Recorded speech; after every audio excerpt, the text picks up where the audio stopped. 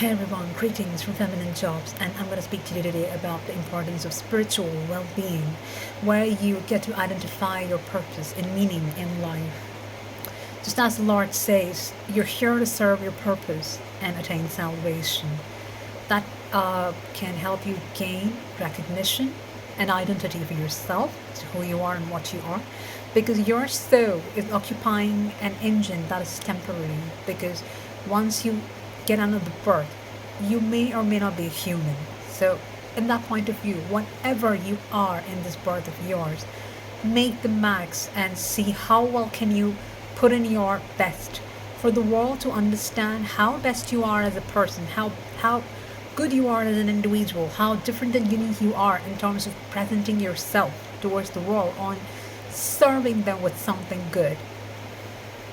So basically, the Lord is the sole inspirer and doer, but He poses Himself as a non-doer, so that recognition has to come to us, and because it's our responsibility to fulfill the task, and that's why we're here.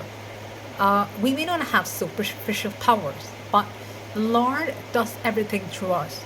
So in that way, from the guidance point of view, how exactly do you identify your purpose in life? What exactly are you looking forward to do?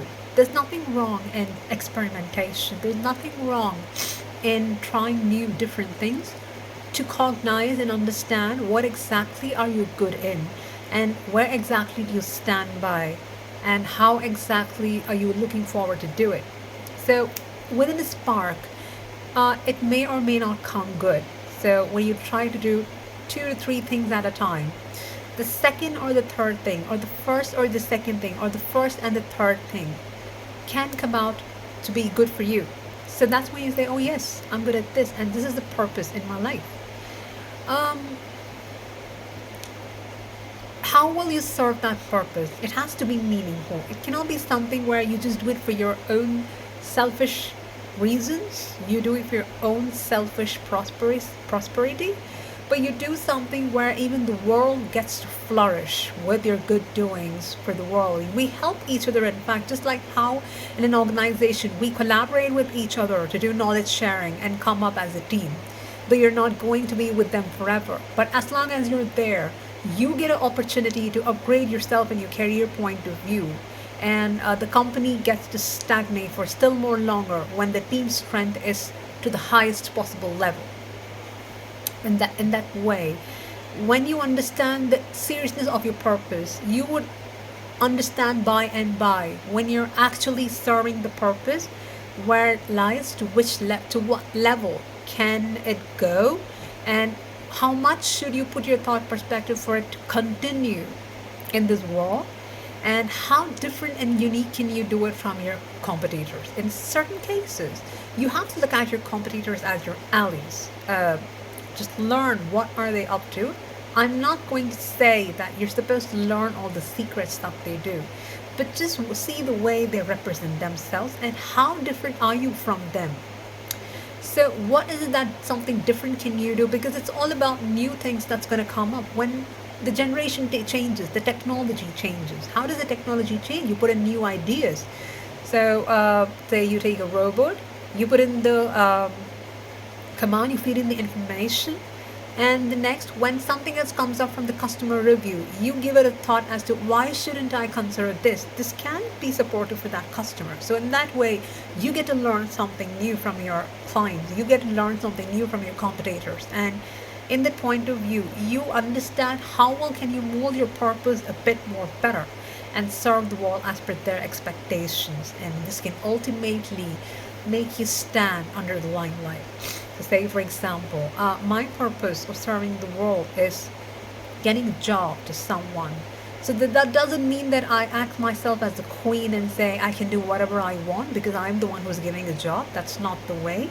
Instead, I need to understand what my client wants. I need to understand what exactly are they expecting from their expectation point of view.